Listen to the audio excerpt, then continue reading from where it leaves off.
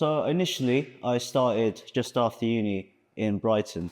So I first initially started with Chris Kent's Kicks in Brighton. So their original Thai coach first started off with was Mark Brown from Lumpini Crawley. And then they had a few switch rounds. They had Shane Kent, who did a few sessions with me there as well. He took over for a bit. And then they had, eventually, it was Kim from Reigate Muay Thai now. So he was doing it for a long time. So I'd say he was coaching me for the longest there. So yeah.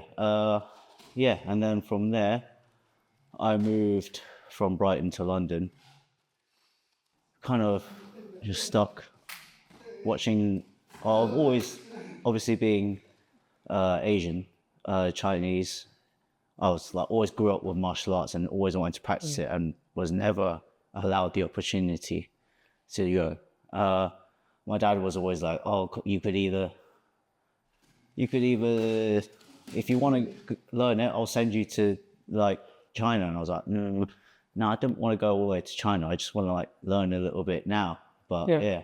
So long story short, I just watching On Back, obviously. I was like, okay. And then eventually I got from there to watching fights, Glory fights, YouTube, Muay Thai fights on YouTube, watching like Walkout back in the day, K1 Glory. And then I was like, fuck it, I want to give it a go and see where it goes. So yeah, and that's when I first stepped into the Chris Kent's Kicks, and then as soon as I started, it was just felt like home. It felt like where I needed to be.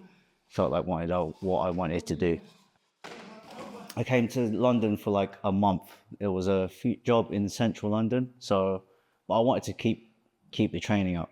So I didn't want to be commuting from London to Brighton. So I just stayed around a friend's house, found some gyms, various gyms around, and then KO. First thing I stepped in is KO. It kind of felt right, you know? Like everywhere else was like, oh, you need a membership. You need a membership first before you get in. Stepped into KO.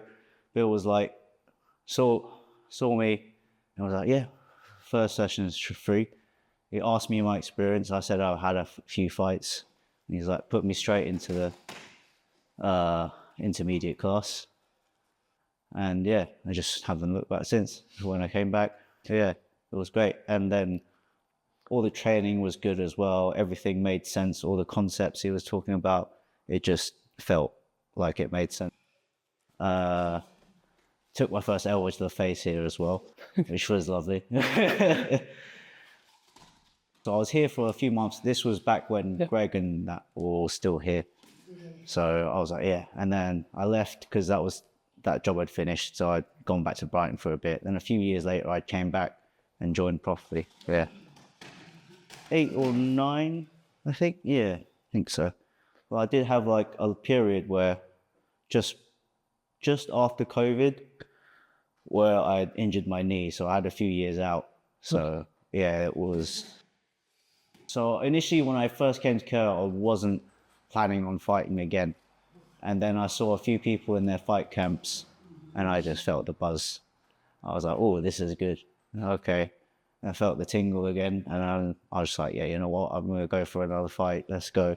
And then the rest is history. Managing the weight is probably number one hardest thing. As you know, I'm not very tall, but I'm also quite kind of chunky. But now I've kind of got a handle on that, so it's made things a lot easier. And then the other thing that's hard is overcoming losses, coming to terms with it, learning from them. I think it's been close to 10 years, Christ. You still love it? I still love it, yeah. I mean, I think recently a couple years ago, started coaching as well. And I think that's been a real game changer and eye-opener, because you see it from the other side, you see it from the coach's side. And also just every day going through even just going through the basics, teaching the basics, you're reinforcing them. Yeah, and it's just, you have to think about things slightly differently, and it just helps you get your head around certain things. Yeah. I think some people wouldn't really make a great coach. Like, not all fighters make great coaches. 100%. Yeah, but I think if you're the right person and you like, because myself, I'm generally quite introverted and I don't really say much, but then I'm always thinking about things, not necessarily in words, but in images and how things feel. Yeah, definitely, because it's all about the toughest challenge I found is translating what I'm doing in my head and in my body to words and how to explain it to different people learning different ways. Some are like learn by touch, some learn by seeing, and some learn by verbal instruction. Yeah, so yeah, that's always, I feel like these past couple of years I've learned more about myself than I have done most of my life. Yeah. And then sometimes I'll explain something and then I'll surprise myself and be like, did I just say that? Did I just, oh, wow. Yeah. You enjoyed the teaching? Yeah, I'm enjoying it very much. Yeah. Excellent. Tom Hill. Do you know much about Tom Hill? He fought one of our guys before. I've sparred him a couple times at JTTs. So, yeah. So I don't want to say too much about, yeah, but I think it'll be a good fight. At the time, you're focused on what you're going to do in the ring, how you're going to do, how you're going to perform. And you never know how you're going to perform until the day. But I think for me, myself especially, it's just to sort of stay focused, keep the goal in mind, not overcommit. I think, going back to what the hardest thing is, overtraining for me. Okay. Yeah, and overdoing it. So I think until last Tuesday, I've just been flat out working on building site, training and teaching here.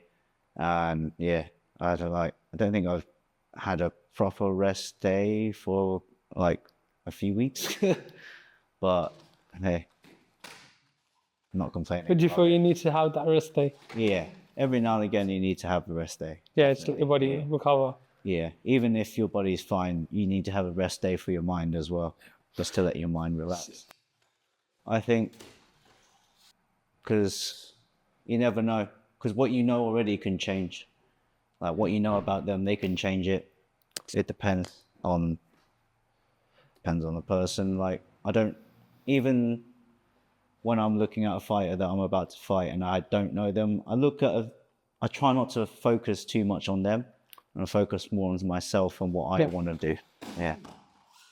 Yeah, so I never take what I see on their previous fights as for granted. Always in the back of my head, I'm like, they're probably going to improve on that if they're smart. Yeah. So yeah, it's just have an idea of what habits they like to do, and then I go from there. Kind of. Yeah. Say I'm a forward. I'm a pressure fighter for the most part. Yeah. I don't know. I'm still finding it, still sort of fine tuning it. Yeah, but for the most part, I like to go forward most of the time. Definitely a lot of the golden era Muay Thai fighters. Recently, I've been like deep diving into like some of the heavy punches of that era, like in what? How'd you say his name? I only know Lucky, mate. Yeah. Oh, okay. And yeah, just like all those kind of era fighters. So I'm not very good at pronouncing the names, but yeah, just like from watching them, watching like the podcasts and seeing how they move, and then finding like, oh, that resonates with me. And yeah, that kind of movement resonates with me. I've been kind of doing that already, but then it helps sort of to just fine tune. Yeah. for me now, it's a bit more relaxed now that I'm in a coaching position. But yeah, I think the training's always going to be challenging. Well, when I was fighting, there wasn't a lot of fighters at the time retraining at the same time as me. Sometimes there would be like literally just me and Bradley in the session. Yeah, but it'd vary because just over the years, there's been so many fighters come and go. Like there'd be, as I said, there's only a couple guys that have stuck around that are good training partners with and have helped, and that's Zishan, Mohsin from back in the days, and then they're still around. They still help me when I need a fight cam. Also, Martin from Perun, they train here as well. Anytime I need help, he's always there to help as well. So Nice. yeah, I agree. I think it's in a really good place. As I said, as long as they stay consistent, we should have a good team going out. Tickets are available at KO. If not, message me and I shall get you one. I promise to put on a good show. Or every single person that I've trained with or taught with me. Yeah. Cool. Well, listen, thank you. It's a pleasure talking to you. Thank you. I look forward to your fight on the 18th. Look forward to seeing you around the circuit as well. Cool. Yeah. Thank you. Take care, man. Thank you. Good night.